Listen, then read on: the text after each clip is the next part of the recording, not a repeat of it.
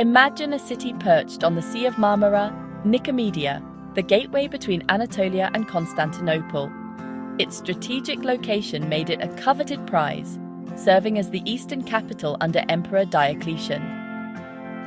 As a major naval base, Nicomedia protected the Byzantine heartland and controlled vital sea lanes. By the early 1300s, the empire was crumbling, beset by strife and threats. The Ottomans were rising, their ambitions fixed on the empire's richest cities. Nicomedia, once a symbol of civilization, now stood as a lonely outpost of a fading empire. The stage was set for a dramatic confrontation. To understand Nicomedia's fall, we must meet its conqueror, Orhan Gazi, the second Ottoman Bey. Orhan inherited a small principality, but dreamed of empire. Unlike his father, he aimed to capture and hold great cities. In 1326, he captured Bursa, transforming it into the Ottoman capital and blueprint for future conquests. With Bursa secure, Orhan set his sights on Nicomedia, the last great Byzantine stronghold in Asia Minor. The conquest of Nicomedia would be his defining triumph, reshaping the map of the Near East. In the years before 1337, Nicomedia clung to its fading grandeur. Its walls, once symbols of strength, now enclosed a city under siege. Cut off by land, reliant on the sea for survival. The markets grew quiet and the wealthy fled, leaving behind a determined but dwindling population. Orhan's forces tightened their grip, capturing surrounding towns and severing supply lines. The city's fields, once fertile, now lay in enemy hands. Anxiety and hardship became daily realities for those who remained. Emperor Andronikos III tried to break the siege in 1329, but was defeated at Pelekanon, sealing Nicomedia's fate. Hope for relief vanished. The city's isolation was complete. The defenders, resilient but exhausted, faced a relentless enemy.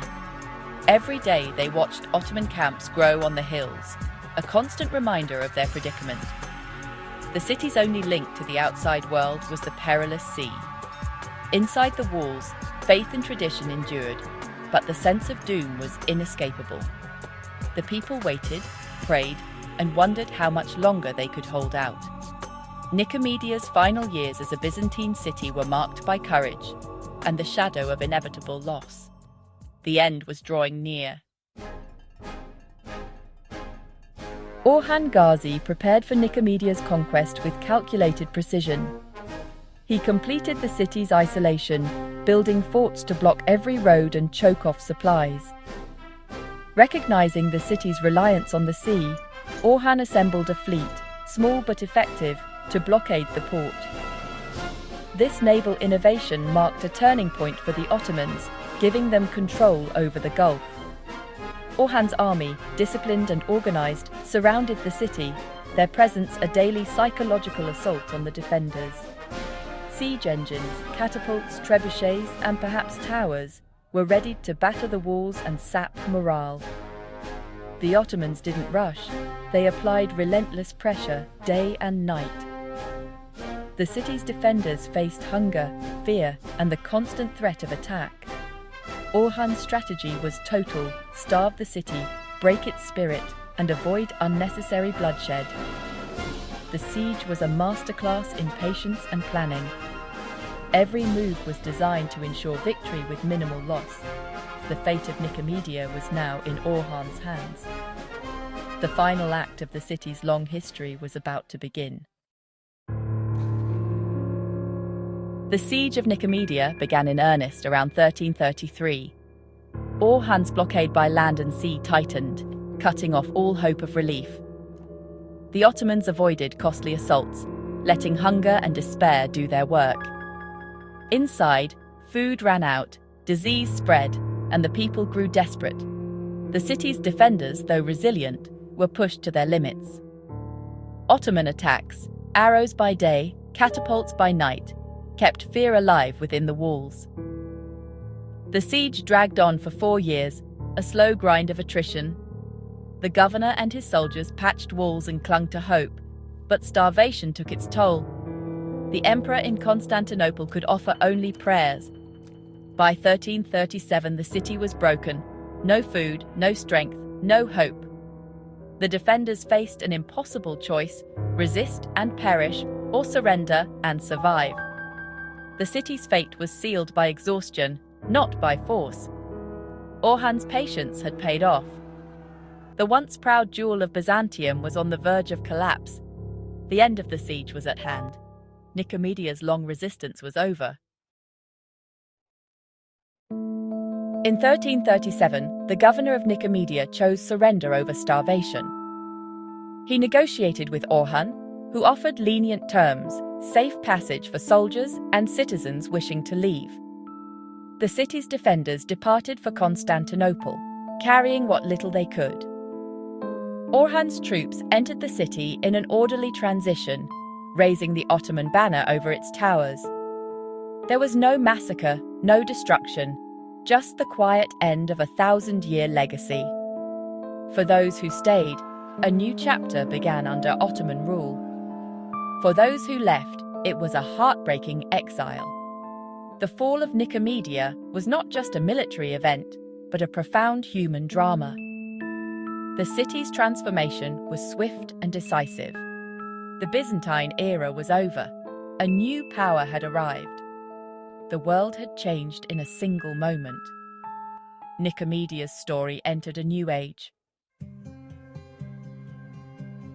Orhan wasted no time transforming Nicomedia into an Ottoman city, renaming it Iznikmede. He restored order, protected the remaining Greek Christians, and allowed them to practice their faith for a tax. Turkish families settled in, shifting the city's identity. Churches became mosques. The Cathedral of St. Sophia was among the first converted. The city's skyline and soundscape changed, reflecting its new Islamic character. Orhan invested in the port, turning it into the Ottoman Navy's first major arsenal. Shipbuilding flourished, fueling future conquests across the sea.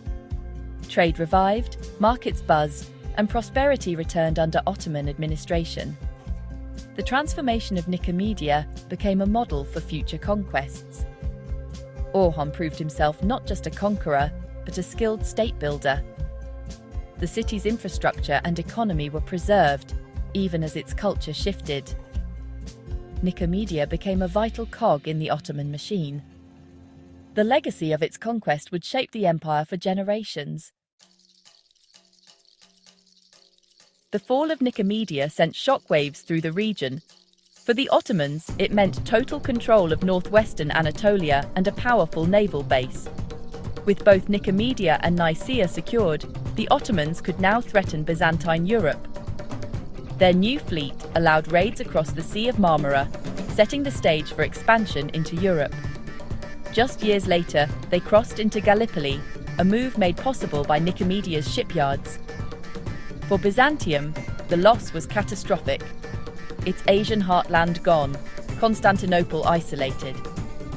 The empire's economy and morale collapsed, hope of recovery faded.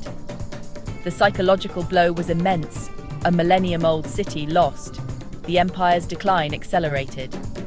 The Ottomans' rise was now unstoppable.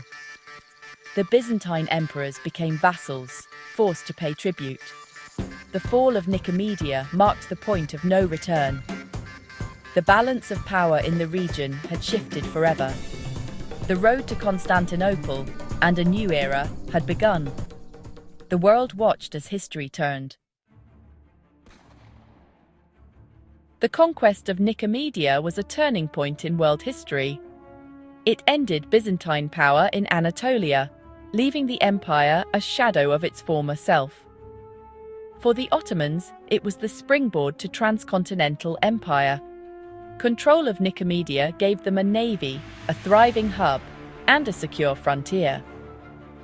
Orhan's methods, encirclement, blockade, pragmatic rule, became the Ottoman blueprint. The conquest opened the door to Europe and the eventual fall of Constantinople. It was a masterclass in state building and strategy. two empires moved in opposite directions. Byzantium to oblivion, the Ottomans to greatness. The events of 1337 redrew the map and set the stage for a new era. The siege of Nicomedia mattered because it decided the future. In its fall, the world changed course.